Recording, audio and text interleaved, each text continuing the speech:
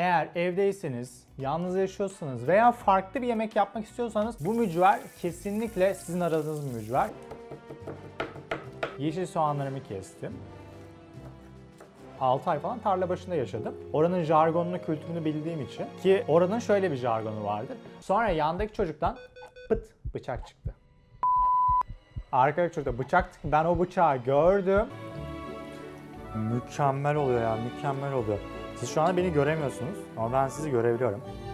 Sanırım sihirli güçlerim var benim. Şuna fokurdamalara bakar mısın ya?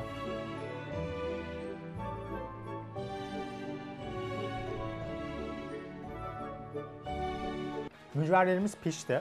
Şu anda mükemmel gözüküyor. Size bununla alakalı son bir tüyo vereceğim. Bu tüyoyu kimse vermez size büyük ihtimalle.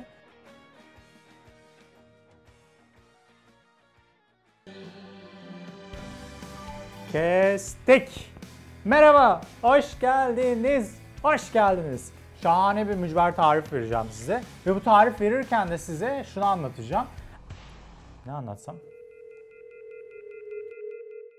Eğer evdeyseniz, yalnız yaşıyorsanız veya farklı bir yemek yapmak istiyorsanız bu mücver kesinlikle sizin aradığınız bir mücver. Çıtır çıtır olacak, şahane bir şey olacak. Şimdi saçımı toplayacağım. Aynada bakayım kendime. Ben normalde çok komplike bir şey diye bekliyordum. Fakat hazırlanması böyle maksimum yarım saat sürecek bir yiyecekmiş gibi duruyor. Bu arada bir dip bilgi. Ben bu mücveri ilk defa yapıyorum. Fakat bundan sonraki konuşmalarımda sanki, yani bu videodan bahsediyorum, ben sanki bu mücveri 10 kere 20 kere yapmışım gibi konuşacağım. O yüzden aramızda. Şimdi 3 tane havuç kullandım ben burada. Bu 3 tane havuç değil. Bu 3 tane kabak, pardon. 3 tane kabak kullandım. Bu kabakları nasıl kestim ve rendelediğimi anlatacağım size. Bir tane havuç kullandım. Bir demet işte 6-7 tane taze soğan, taze nane. Bunun ismi neydi ya? Abi çok tanıdık bir şeysin ama. Bundan kullandım. Bunu alta yazarım ne olduğunu. 2 tane çırpılmış yumurtam var. 3 kahve bardağı unum. Baharatlarım var. Burada tuzum ve karabiberim var. Burada kesme tahtam var. Ve bugün ben size şöyle bir hikaye anlatacağım. Analog fotoğraf çekmeye çıktığım zaman nasıl 4 çocuk tarafından bıçaklı bir şekilde saldırıya uğradım. Umarım bir önceki video gibi sonunu bağlayabilirim. O çekmeye gittiğim fotoğraf makinesi bu. Yani ben bunu boynuma taktım böyle. Fotoğraf çekmeye çıktım. Ne olduğunu merak ediyorsanız şu tarifi söyledikten sonra anlatacağım size. Kamerayı açmadan önce buradaki ismini hatırlamadığım yeşilliği kestim. Sonra naneyi kestim. Yeşil soğanlarımı kestim. Bu rende sayesinde havuçlarımı rendeledim. Birazcık zor oldu. Havuç rendelemek gerçekten zor bir eylemmiş.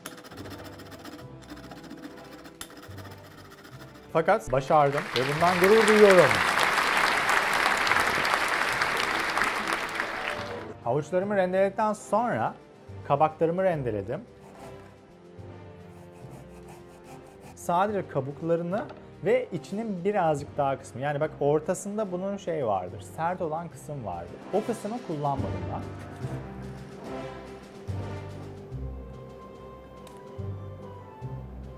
Kabaklarımı aldım ve sularını sıktım.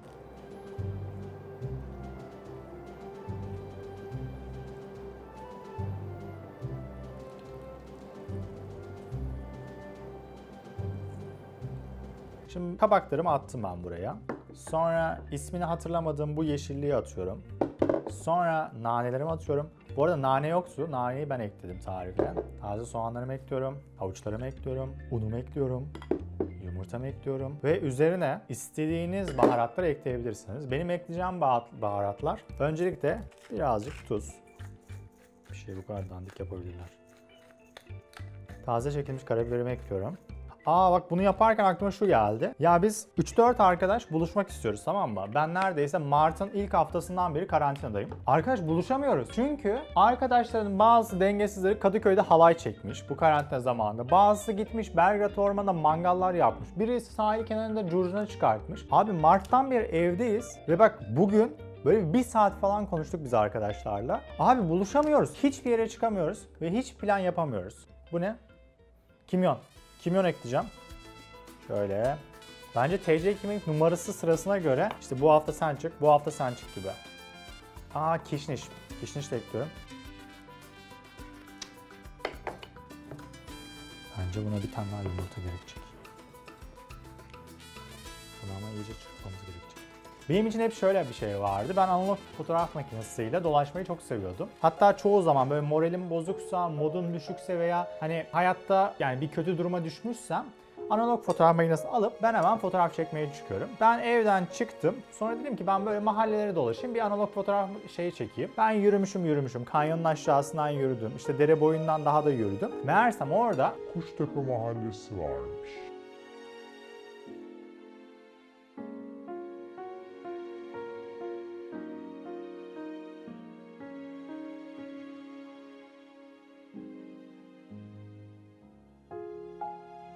ben nereden bilebilirim Kuştepe Mahallesi'nin orada olduğunu? Sonra ben orada tabii fotoğraf çekmeye başladım. 6 ay falan tarla başında yaşadım. Oranın jargonunu, kültürünü bildiğim için ki oranın şöyle bir jargonu vardır. Mahalle başında oturan bir tane amca, abi veya dayı vardı. Bu dayı mahalleden sorumlu. Eğer siz girişte yani o mahalleye girişte o dayının, abinin artık kimse rızasını alırsanız mahallede size kimse dokunmaz. Ki tarla başının kültürü de bu şekildedir. Yani ara sokaklarına falan girmeye çalıştığınız zaman dikkat edin kesinlikle birisi var. Ve o birisinden siz izin almadan hayatta giremezsiniz o içeri. Girerseniz kurşunu sıkarlar, onu söyleyeyim. Orasının Kuştepe olduğunu nereden bilebilirim ya? Girdim içeriye, tamam mı? Kimse dikkatimi çekmedi. Ben böyle ara sokaklarda kafamı dağıtmak için şey yapıyorum. Sağın solunu fotoğrafını çekiyorum. Hatta şöyle bir şey oldu. Şimdi o fotoğrafı hemen yan tarafa koyacağım ben. Çocuklar arabanın içerisinde bana el hareket çekerkenki fotoğraflarını çektim. Sonra arabanın içinden bana bakarkenki fotoğraflarını çektim. Daha dedim ki güzel mahalleymiş ve farklı bir kültür var. Buradan analog fotoğraf olarak çok güzel şeyler çıkar. Ben işte yürüyorum. Karşıdan 3 tane çocuk geldi. Böyle şeyli geliyorlar çocuklar. Böyle yürüyerek geliyorlar ve tahminimce 16-18 yaşları, 19 yaşlarında böyle genç bir arkadaşlardı. Sonra ben gördüm, işte güneş gözlüğü var gözümde, boynumda analog fotoğraf makinesi var. Gördüm arkadaşları, yolun yan tarafına geçtim ve oradan yürümeye devam ettim. Bunlar da önüme geldiler. Sonra arkamdan da 2 kişi belirdi. Sonra yaklaştılar. Kardeşim selamünaleyküm, hoş geldin. Ne yapıyorsun burada bakayım o? Ben dedim ki selam kardeşim. Ben dedim fotoğraf çekmeye çıktım buraya. O sırada çocuğun bir tanesi bana şey yapıyor. Ver bir şu gözlüğü bakayım ya. Ver bir şu gözlüğü falan diyor. Ben çocuğun elini tutuyorum. Diyorum sen ne diyorsun lan diyorum böyle. Ondan sonra diğerleri şey yapıyor. Beni tutmaya çalışıyor. O çocuk onu tutmaya çalışıyor. Ortada bayağı bir karışık. Sonra bir tanesine bir baktım benim boynumdan analog fotoğraf makinesini çekmeye çalışıyor. Oradan çekiyor. Ben diyorum ki onu tutmaya çalışıyorum böyle. Sen ne yapıyorsun diyorum. Başka birisi oradan. Sonra yandaki çocuktan pıt bıçak çıktı. Arkadaki çocukta bıçak çıktı. Ben o bıçağı gördüm ve kendimi geriye doğru itiyorum böyle. Hani çocuklar şey yapmaz. Arkadaki çocuklar da beni tutmaya başladılar. Hayatımın sanırım en kötü böyle 10 saniyesi 20 saniyesiydi. Çünkü hani 4-5 tane çocuk tutmuş beni. Bir tanesi karşımdan bıçakla geliyor. Ve ben hiçbir şey yapamıyorum çünkü arkadan tuttular beni. Birisi oradan tuttu, birisi buradan tuttu. Dedim. Of, sonra mahallenin başındaki abi çocuklara dedi ki Ne yapıyorsunuz lan siz orada? Ne yapıyorsunuz? Sonra çocuklar döndüler, beni bıraktılar. Ne yapıyorsunuz ya siz dedi. Geldi böyle yanımıza. O arkadaş benim daha demin tarla başına bahsetmiş olduğum mahallenin abisi ve mahalledeki bütün olaylarla ilgilenen kişi. Ne yapıyorsunuz ya dedi. Dedi. Ne yapıyorsun? Sonra bana döndü. Kardeşim dedi kusura bakma dedi. Var git yoluna sen dedi. Ben de dedim ki abi eyvallah. Yani şu elimle. Abi dedim eyvallah. Ben götüm. Bak şöyle. Umarım gözüküyordur bu. Eyvallah abi teşekkür ederim dedim. Sonra korktum belli etmemek için ben şey yapıyorum şöyle. Mahallenin başına bir döndüm ben.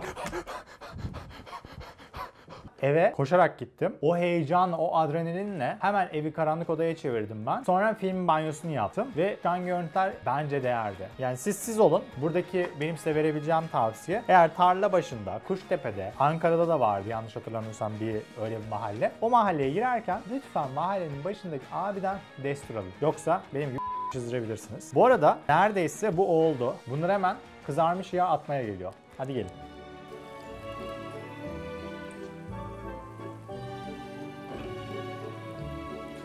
Mükemmel oluyor ya, mükemmel oluyor.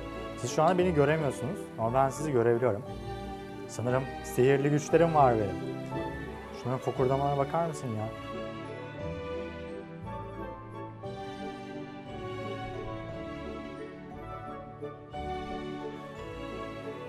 Şuna bakar mısın?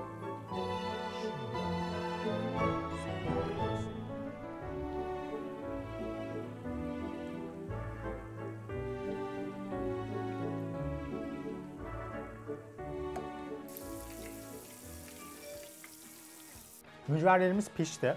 Şu anda mükemmel gözüküyor. Size bununla alakalı son bir tüyo vereceğim. Bu tüyoyu kimse vermez size büyük ihtimalle. Arkadaşlar limon kabuğu rendeleyin. Bakın şimdi.